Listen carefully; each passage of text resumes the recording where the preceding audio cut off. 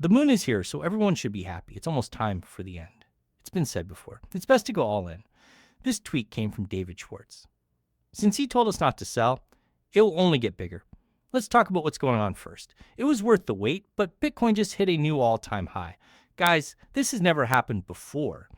And the 5 daylight just went out a few hours ago. Okay, what do you see?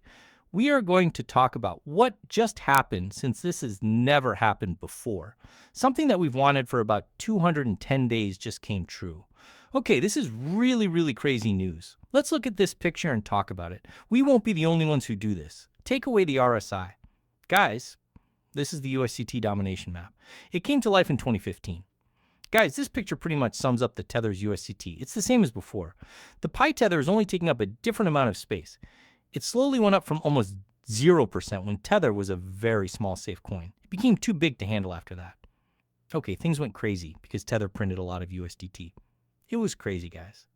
The market cap was through the roof, and Tether had about 4% of all the cryptocurrencies. People buy and sell cryptocurrencies for USDT, so this is a very important subject to cover. When the chart drops, like it did during this pump, people use their USDT to buy cryptocurrencies. Guys, I hope that makes sense. This is very important. What just took place? Let's talk about it. Just now, at 8 p.m. EST, the 5-day candle came to an end. We had put it on our list a long time ago. Guys, it happened now. This is important because this moving average has supported the US dollar 3 times in the past. Once, twice, and once more. Look at where I used Bitcoin as security. Once, twice, 3 times, and now it broke out because, guys, we just went below crazy love. Having said that, this is very important. One more thing, this has never happened before. Do you get it? This is important because it means that this moving average is about to become resistance or has already done so. We're going to fight back next. Okay, guys, that means they'll have to work harder from now on to dump cryptos, right? Now, they need to go above this moving average of the last 5 days. Anyway, I believe it will be really tough for you too, right? What if we do decide to come back up? We could try this level again, by the way. I don't think it will break above, but we could test it again. Now that it has broken below a key support level, what should this chart do next? It's now the 6th day, right?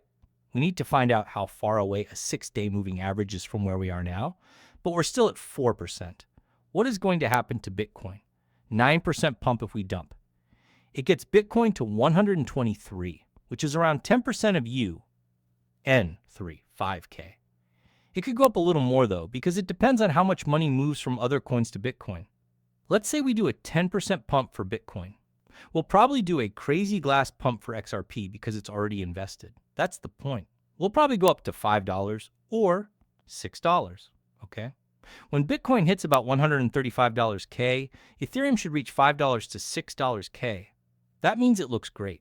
That's why I told everyone to put all of their money into XRP. Also, we're pumping now because I believe this will work, correct? That's why I believe it should go down, right? It should. It's because it wants to make a good divergence. Let me show you something that no one else has talked about. There are days and weeks on all of these longer term charts, which show 5 days, 4 days, 3, 4, 5, and 6 weeks. What do we get? What do we see? See something. RSI 1 and RSI 2, we're here. That was the first bottom. This is the second bottom. What's going to happen next? Are you sure we're going to dump? If we don't stop, the RSI might go down. This strong split happened at 25.25, which is the 25 level, right? Then we come here, hold the guys up, and pump them up. Why is that bad news?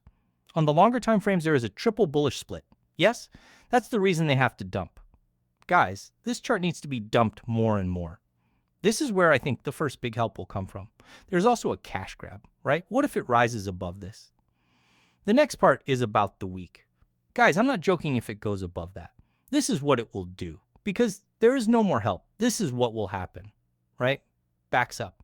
It's just over and money is moving around everywhere. Okay, I think that's about 150K or 170K in Bitcoin once we reach or go over that amount. As you can see, Bitcoin is almost worth $1 million. Ethereum will soon be close behind with 50 to 100,000 XRP. Okay, I think it will be step by step for now. But when they turn on the money machine, it will go crazy at some point.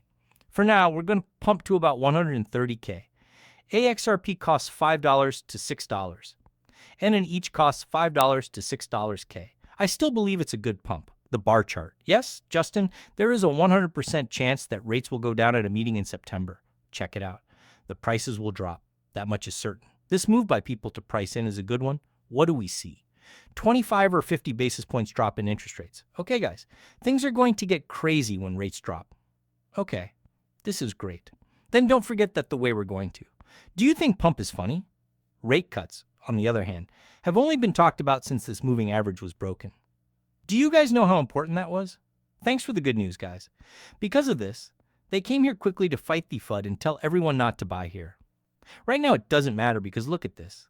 There are more and more people putting out their own blockchains who work with payments and safe coins. That makes it clear to me that the market thinks blockchain is an important part of the money system. We've worked on the XRP grid to make this happen for more than 13 years because we believe in it. It's hard to get a blockchain up and running. It's even harder to get developers, money, trust, and real-world use to join the group. Because it has been through a lot of tough times, the XRP system is really taking off with businesses. That's right, XRP is much better than these other chains. Yes? And Ethereum is the oldest member of Bitcoin's family tree. Or XRP is older than Ethereum, if I'm not mistaken. As far as I can remember, began or came to life in 2015. For more than 10 years, the XRP system has been improved and kept up to date. You need to be given permission to build some blockchains. When there is a closed network, validator sets that are run by one person or a small group can help with compliance and control. The network can't grow as much, though, and it's harder for anyone to help protect and grow it. Lots of people have different ideas about whether centralization or freedom is better. There's no one answer that works for all types of crypto. The names and how they are used have changed over time. You guys know that it's strange that every chain is organized at the same time. That's what I want to talk about most. Some of the Bitcoins that can be bought and sold on the open market are owned by Satoshi Nakamoto. Every other business owns the rest. They might be a part of it, but it doesn't matter if the attack was planned or not. But guys, I already told you this good thing about centralization. This is a good idea if the person or group that. Having power over a big part of the supply is good and not bad. No one will try to get him to sell if he's a good guy. In fact, Satoshi Nakamoto is the best example of this. It says that he sold Bitcoin when it was going up. That's why there hasn't been any push to sell. When the price was about a penny, he only sold a few hundred Bitcoins. There is no pressure to sell, and the stock is taken off the market and kept privately. For Ripple, the same thing works. Some of the stock is held by them, in escrow at the moment. Some things are sold, but that's good for the earth because it means things can grow. They gave money back to the country. They are not bad things. One more thing. If Satoshi came back as a bad guy, it would hurt centralization. So these networks are decentralized since they have validators and nodes all over the world. No one needs permission to use the XRP system. Some features, on the other hand, need permission to be used in certain ways. In charge. Because it is built on an open base, it is easy to change and use with other platforms. It's a good choice to be a big part of the world's banking system, because it makes it easy to connect people, markets, and assets across borders. The XRP ledgers was made so that fees stay low and fixed at a few hundredths of a cent. This is because there